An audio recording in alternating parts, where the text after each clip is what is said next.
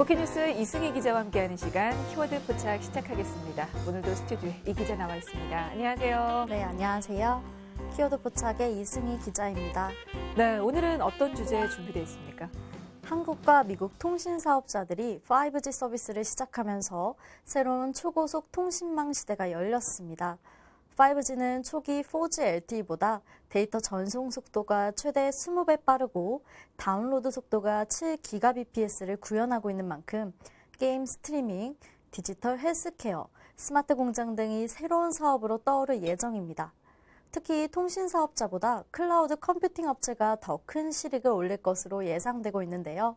그래서 오늘은 클라우드와 관련된 내용을 살펴볼 예정입니다. 네, 자 오늘은 클라우드 서비스 관련 상황 살펴보도록 하겠습니다. 자, 벌써 5G 시대를 맞아서 많은 변화가 생겼습니다.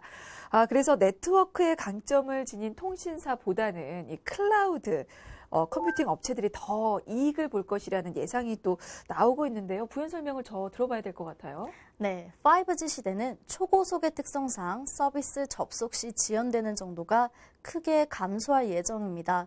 그 때문에 클라우드 서비스가 크게 확산될 것으로 예측됐는데요. 대역폭을 많이 차지했던 비디오 게임이나 영화, 증강현실과 결합한 다양한 모바일 서비스가 대중화되면서 사업자들이 모바일 통신 환경보다는 클라우드 설비를 활용한 새로운 비즈니스 기회 창출에 더 집중할 것으로 내다보고 있는 겁니다. 특히 클라우드 컴퓨팅 사업자들이 최근 추진하고 있는 고화질 비디오 게임 사업은 5G 시대의 효자 사업으로 자리 잡을 것으로 예상되고 있습니다. 그렇군요. 이 5G 시대를 맞아서 클라우드 컴퓨터 사업자들이 추진하는 고화질 비디오 게임 사업이 효자 사업이 될 것으로 지금 예측이 되는데요. 궁금한 건 그렇다면 구체적으로 어떤 기업들이 시장 공략을 하고 있는지도 좀 알아볼까요? 한 글로벌 인터넷 기업은 최근 클라우드 게임 플랫폼을 공개하면서 시장을 공략하고 있습니다. 다른 기업들도 스트리밍 게임 사업을 잇따라 진출하면서 시장 진출에 공을 들이고 있는데요. 클라우드 서비스를 연계한 게임 서비스로 관련 매출 성장을 촉진하고 있는 데다 다른 업체들 역시 진출을 꾀하고 있는 상황입니다. 네, 뭐 한 번쯤 들어봤을 법한 그런 기업들은 거의 다 뭐 클라우드 게임 서비스를 이미 오픈했고 아니면 또 준비 중인데요. 그래서 그런지 비디오 게임 서비스 시장 규모가 꽤 클 것 같은데 어느 정도 수준인가요? 영화와 음악 시장을 합친 것보다 큽니다. 한 시장조사 업체에 따르면 지난해 비디오 게임 산업 규모는 1,349억 달러로 전년 대비 10.9% 증가했습니다. 그동안 음악과 TV 서비스가 클라우드 기반으로 구현된 것처럼 게임도 스트리밍 서비스가 대세로 자리 잡고 있는 모습입니다. 네, 그러면 실제적인 부분도 좀 궁금한데요. 이용자들이 느끼기에 5G 시대와 4G 시대의 이 스트리밍 게임 서비스는 차이가 클까요? 네, 꽤 차이가 납니다. 4G에서도 기기에 관계없이 비디오 게임을 실행할 수는 있지만 게임을 제대로 즐기기는 힘든데요. 4G 기반의 스트리밍 게임 서비스는 이동 중에 지연 현상이 발생하기 때문입니다.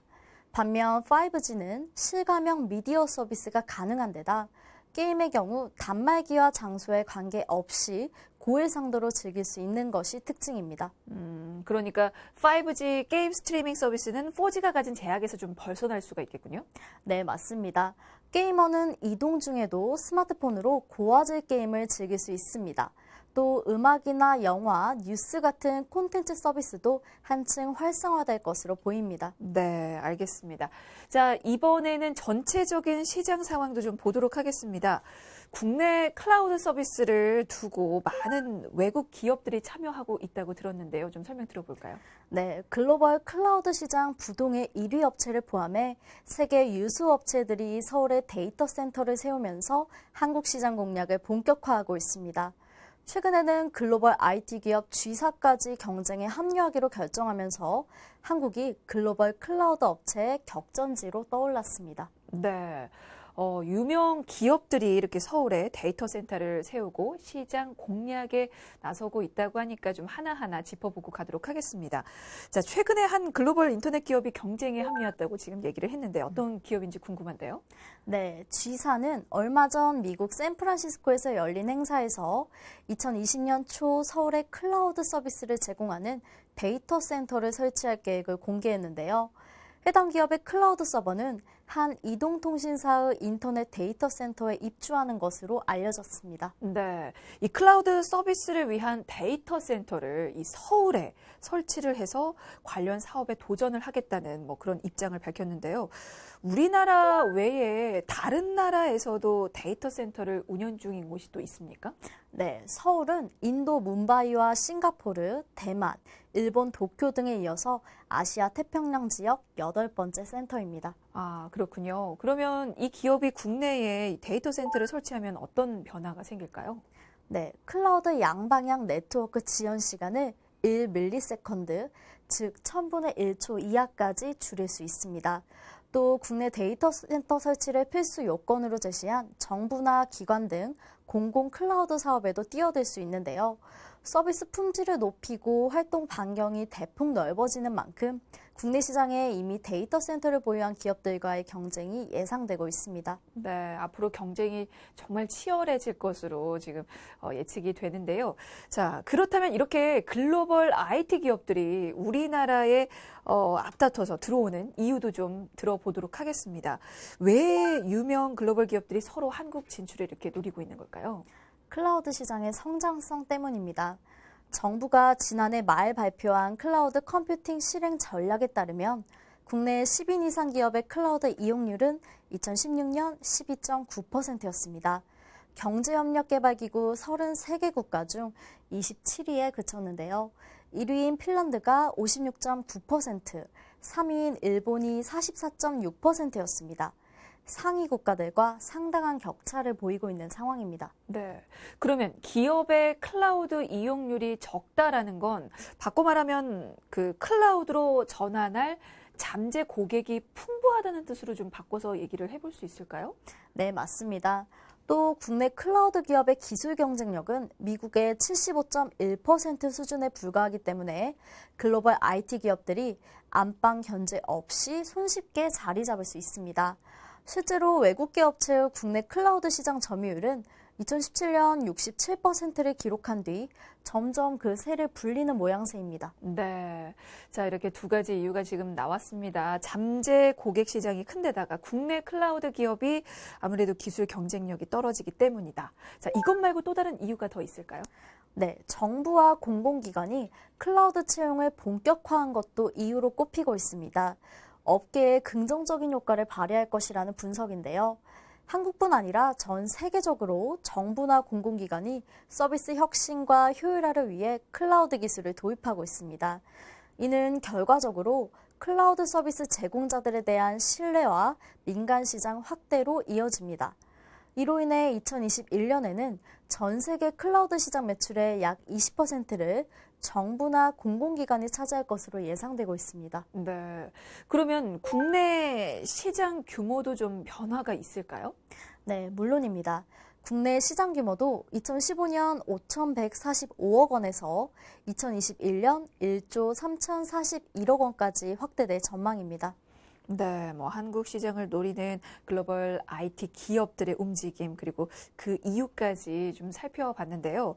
최근에는 중국 클라우드 기업들의 공세도 무섭다고요?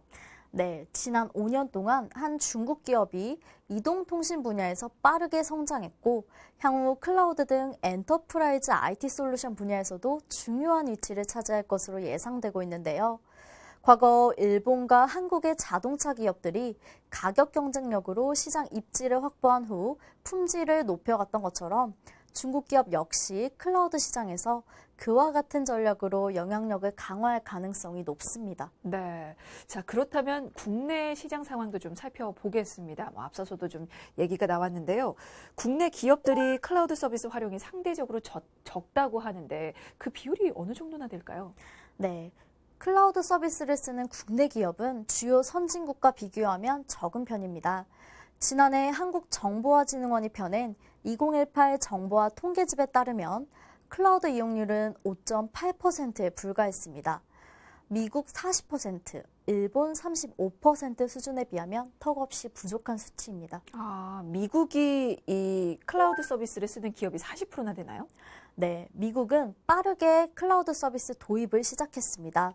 공공기관과 기업이 클라우드를 가장 잘 활용하는 나라 중 한 곳이기도 합니다. 정부가 선제적으로 데이터베이스를 민간 클라우드로 이전하면서 변화에 빠르게 적응했는데요.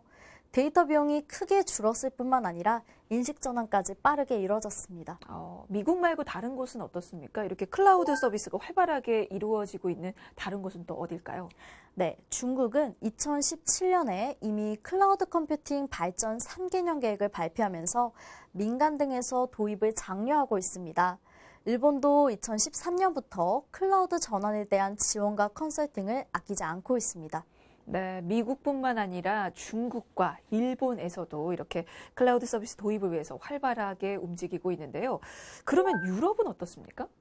네, 영국도 정보화 예산의 10%를 클라우드에 배정할 정도로 과감하게 투자하고 있습니다. 영국의 신생 모바일 은행을 클라우드 활용 모범 사례로 볼 수 있는데요. 고객들은 2분이면 모바일 앱에서 은행 계좌를 만들 수 있습니다. 또 클릭 한 번으로 카드 사용부터 해지까지 가능한데요. 신생회사이면서 이런 서비스가 가능했던 건 클라우드를 이용해서 별도의 데이터베이스를 구축할 필요가 없었기 때문입니다. 결국 클라우드가 기업의 어떤 경쟁력을 높였다라고도 좀 볼 수 있을 것 같은데 당연하게 이게 매출과도 연관이 돼 있겠죠. 네, 물론입니다.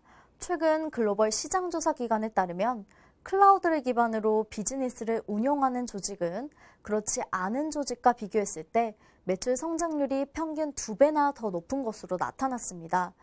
앞서 말씀드린 영국은행의 클라우드 이용률은 50% 이상이었다고 합니다. 아날로그에서 디지털로의 전환을 의미하는 디지털 트랜스포메이션에 클라우드 서비스가 중요한 역할을 할 거라고 말하는 건 이와 같은 이유 때문입니다. 그렇군요. 이렇게 글로벌 기업들이 경쟁력을 높인 배경에는 클라우드 서비스가 있었는데요. 자, 그렇다면 세계 클라우드 시장 규모 중에서 한국 시장 규모는 어느 정도인지도 좀 볼까요? 네, 세계 클라우드 시장 규모는 지난해 기준 1,860억 달러로 추정됩니다. 우리 돈 약 210조 원 수준인데요. 이 중 한국 시장 크기는 약 2조 원 정도로 추산되고 있습니다. IT 강국이라는 표현이 무색하게 전체 시장 대비 100분의 1에도 못 미치는 수준입니다. 네. 국내 대기업에서 데이터를 클라우드로 전부 전환한 사례는 손에 꼽힐 정도입니다. 그러네요. 전 세계의 그 유수의 그 글로벌 기업들은 모두 데이터를 클라우드로 전환하고 있는데 우리나라 국내 기업들은 지금 그러지를 못하고 있는 것 같습니다. 근데 이제 궁금한 게 우리가 그래도 IT 강국인데 IT 강국으로 불리는 우리나라가 왜 클라우드에는 약할까요? 네, 한국 클라우드 시장은 뛰어난 네트워크 기반의 수요까지 풍부해 성장 가능성은 크지만 국내 기업의 경쟁력이 떨어져 있습니다. 그래서 대부분 글로벌 정보기술 기업에 의지하고 있는 상황인데요. 국내 대형 시스템 통합 업체들은 외국사와 정면 대결을 펼치기보다 이들의 클라우드를 활용해 부가가치를 만들고 통신기술이나 보안 등 주변 생태계에 힘을 쏟고 있는 실정입니다. 그러면 국내 기업이 지금 열심히 발벗고 나선다고 해도 따라잡기는 힘든 겁니까? 어떻습니까? 네, 우선은 그렇습니다. 한 조사 결과 2017년 기준 세계 클라우드 시장 점유율은 A사가 46%로 절반을 차지하고 있으며 M사 10.7%, I사 5.6% 순입니다. 모두 외국 기업인데요. 이미 국내 기업이 따라잡기에는 역부족인 상황입니다. 그렇군요. 그래서 국내 기업들이 정면 대결을 펼치는 것보다는 이렇게 이 기업들을 활용하거나 아니면 클라우드 주변 생태계를 공유하고 있는 거군요. 네, 맞습니다. 한 업체의 경우 글로벌 IT 기업들이 공급하는 퍼블릭 클라우드를 국내 기업이 쓸 수 있도록 관리하는 서비스와 함께 민감한 정보는 프라이빗 클라우드로 자체 제공하는 이원화 전략을 펼치고 있습니다. 이동통신사인 S사는 클라우드 정보 전달 지연을 최소화하는 모바일 엣지 컴퓨팅 기술을 글로벌 IT 기업에 제공할 방침을 밝혔는데요. 또 다른 업체도 클라우드 해킹을 원천 봉쇄하는 기술을 연내에 출시할 계획입니다. 네. 근데 그렇더라도 이게 사실은 국내 기업들이 클라우드 서비스로 전환은 할 수 있는 건데 왜 그런 부분에는 소극적일까요? 네, 전문가들은 내부 데이터를 외부에 보여주는 것을 금기로 여기던 기업 문화를 그 이유로 꼽았습니다. 기본적으로 규모가 큰 기업일수록 다른 회사는 경쟁자로 보는 시각이 있고 기존 의사결정 체계와 신기술에 대한 오해 때문에 도입이 늦어지는 것으로 보고 있습니다. 네. 그러면 그렇더라도 한국도 잠재력과 시장 성장 가능성은 좀 어느 정도 있다고 볼 수는 있을까요? 네, 최근 금융권을 중심으로 인식 변화가 이루어질 것으로 기대되고 있습니다. 그동안 은행권은 흔히 규제에 신사업들이 막히고 구성원들이 변화를 두려워하는 조직으로 인식되어 왔습니다. 하지만 지난해부터 금융위원회 등이 과감하게 규제를 풀 것을 시사했고 비용 절감 이슈 때문에 금융사나 핀테크 기업들도 클라우드를 일제히 공부하는 분위기입니다. 네, 뭐 이제는 달라져야 한다는 걸 인지하고 있는 것 같긴 한데요. 그 효과를 무시할 수는 없겠죠? 네, 클라우드를 통해 디지털 트랜스포메이션이 성공적으로 이뤄질 경우 상품 기획이나 비교 등이 더 쉬워지고 비교적 저렴한 비용으로 상품 개발이 이루어지는 만큼 금융 상품 가격도 낮아질 가능성이 높습니다. 또 그 혜택은 고스란히 고객에게 이어질 수 있는데요. 클라우드 도입이 경쟁력 강화의 핵심 열쇠라고 불리는 이유입니다. 네, 자, 이렇게 클라우드 서비스만큼 기업의 경쟁력을 빠르게 높여줄 수 있는 도구가 흔치 않은 것 같은데요. 이제는 기업들의 인식 변화가 또 이루어져야 될 것 같습니다. 자, 오늘 키워드 포착은 여기까지고요. 지금까지 구피뉴스 이승희 기자였습니다. 고맙습니다. 네, 감사합니다.